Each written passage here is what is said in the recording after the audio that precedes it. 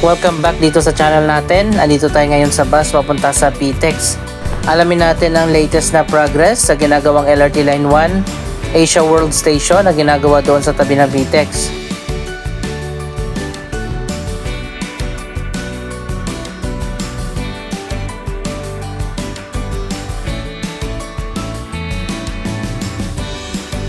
Madadaanan pala natin, ito yung dating area kung saan nakatayo ang Coastal Mall na nagsara na at na-demolish. Pero hanggang sa ngayon, wala pa rin project na tinatayo dito. Abangan pa natin sa future kung anong project ang itatayo dito. Napakalawak pa naman ang area ng dating Coastal Mall.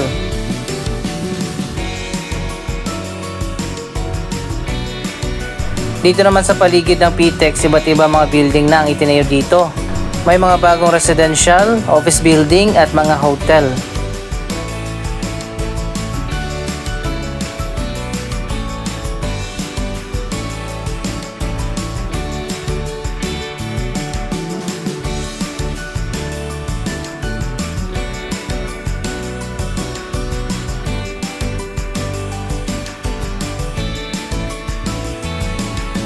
So ayun guys, nandito na tayo sa PTEX at nasa likod nga niyan yung bagong LRT Line 1 Asia World Station.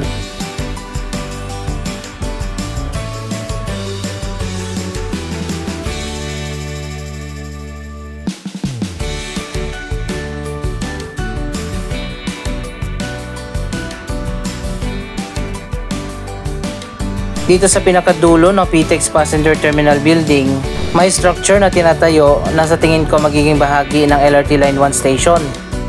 Ito yata isa sa mga entrance exit na papunta dyan sa likod kung nasaan yung station.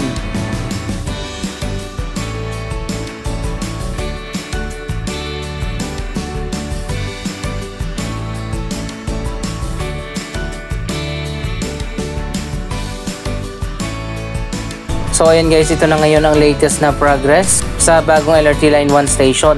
Makikita naman natin dito sa gilid, meron ng hagdanan na papunta doon sa gilid kung saan nakatayo yung structure na dinaanan natin kanina.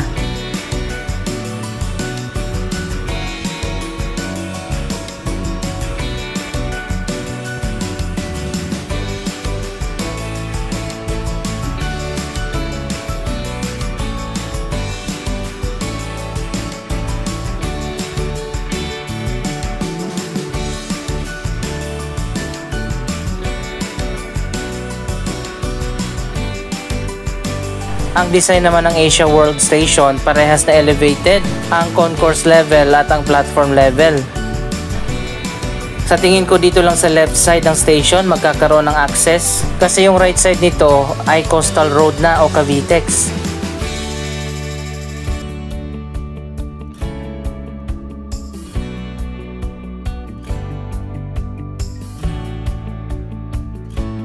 Siguro yung isang entrance exit ng station na ito ang magiging connected directly sa PTEX Passenger Terminal Building. Pero alamin pa natin yan sa mga susunod na update.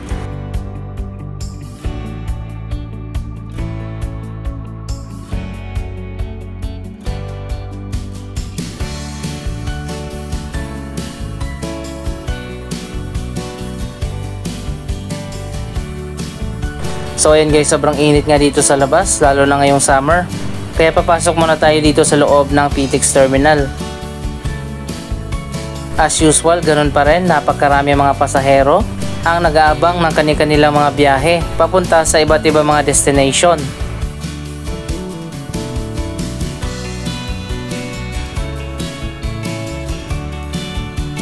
Nakasanayan na nga natin na dito na ang sakayan at babaan at malaki na rin ang pinagbago ng PTEX mula nang binuksan ito ilang taon nang nakaraan. Napakarami ng iba't ibang mga stores, mga shops at mga restaurant dito sa loob.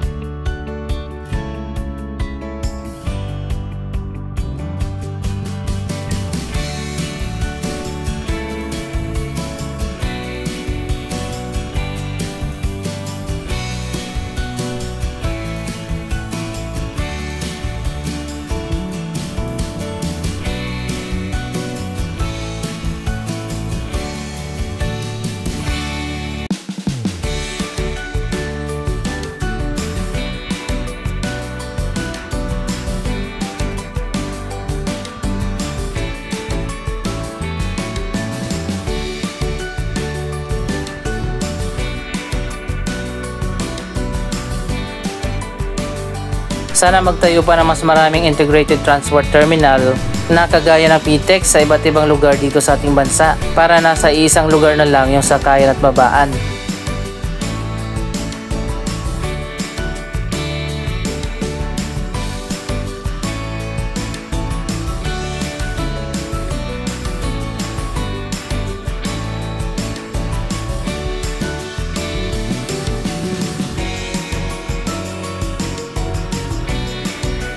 Ang PTEX o Parañaque Integrated Terminal Exchange ay owned at operated ng Megawide Corporation, isang private company na pinondohan ang pagpapatayo sa proyektong ito sa pamamagitan ng public-private partnership projects ng gobyerno. Sa loob ng 35 years, ang Megawide Corporation ang magmamanage at mag-ooperate sa PTEX. After ng 35 years, saka palang iti-turn over sa gobyerno ang PTEX Terminal.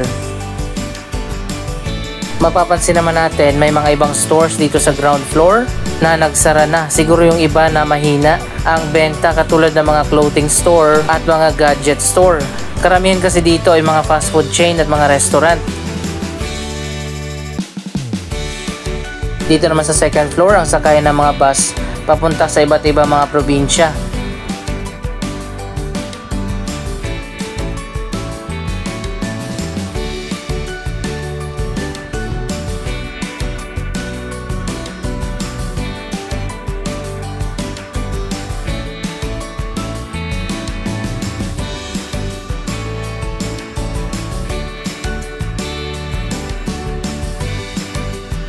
Napakarami din ng mga pasahero ang naghihintay sa mga bus na sasakyan nila.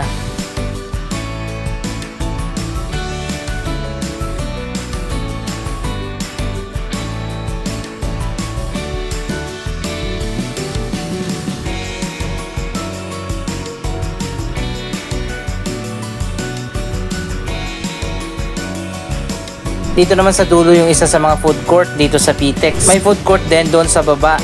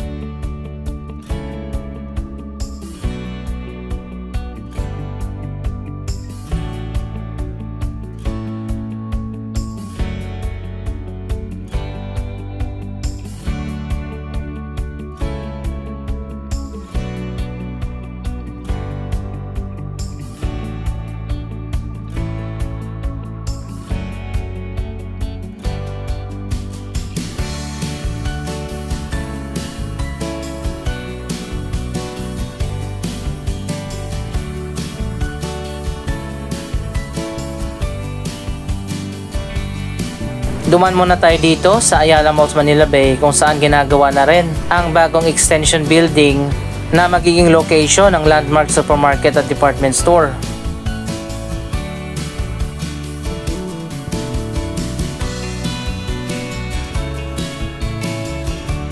Malapit na rin palang matapos itong bagong Landmark building na magiging connected din dyan sa Ayala Mall. Mas lalo pang lalawak ang area ng Ayala Malls Manila Bay kapag natapos na ito.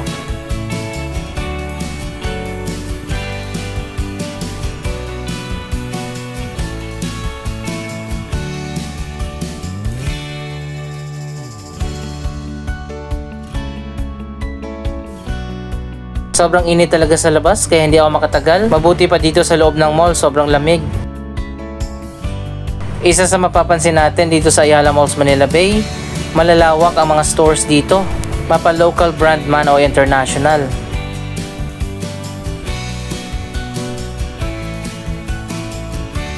Pupunta pala tayo dun sa taas, sa Sun Garden. Tingnan natin ang view sa rooftop ng mall ngayong summer. Ito naman ang atrium kung saan ginaganap ang iba't ibang mga shows at mga events.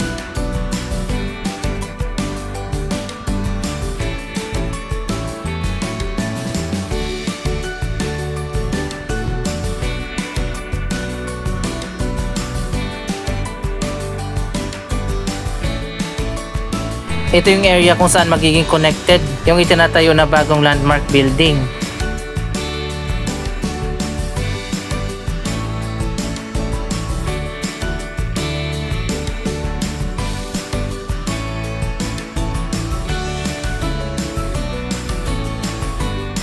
Pati dito sa mga upper floors ng mall, magiging connected din.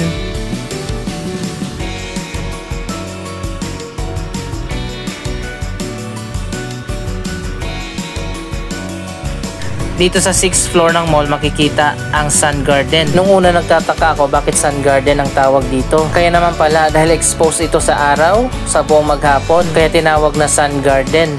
Mababa kasi ang mga buildings dito sa Manila Bay Area.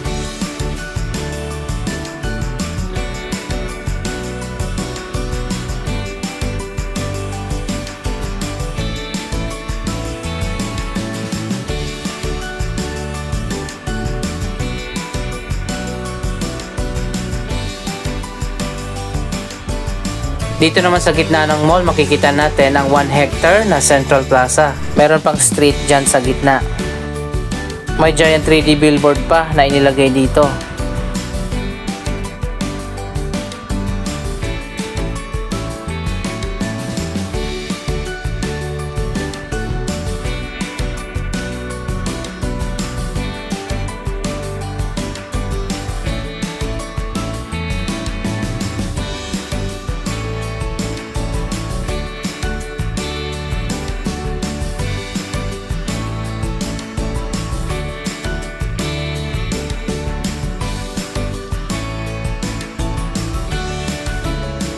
Ito pa lang isa sa pinakamalawak na Ayala Mall. Sa ngayon nasa 80 to 85% na occupied ang buong mall, which is good considering na napakalawak ng mall na ito.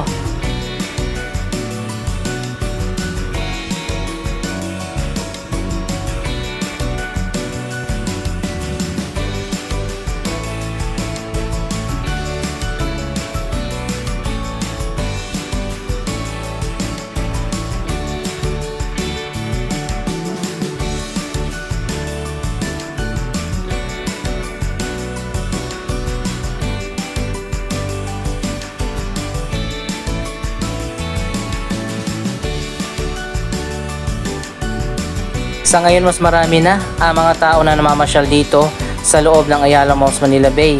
Lalo na siguro kapag natapos na yung iba't ibang mga residential condominium na itinatayo sa paligid nito.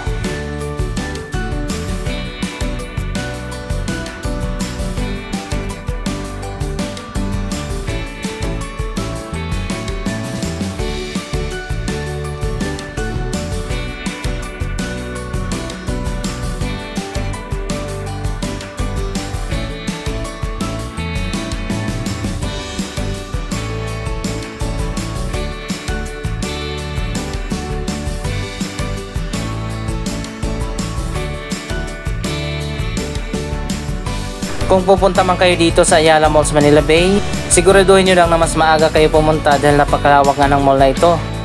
Para sa mga hindi pa nakakaalam paano pumunta dito, sumakay lang kayo ng mga bus na papunta sa PTEX at dadaan ang mga bus na yon dito sa harap ng mall at nagbababa din ng pasahero.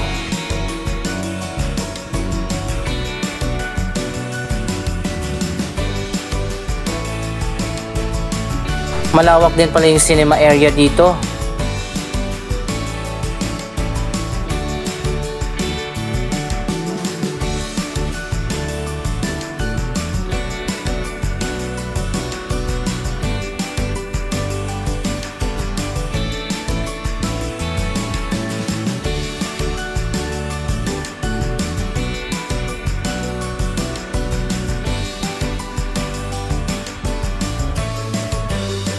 Anyway, anong masasabi nyo sa mga latest na project na ginagawa dito sa area? Mag-comment lamang dyan sa baba ng inyong mga reaksyon.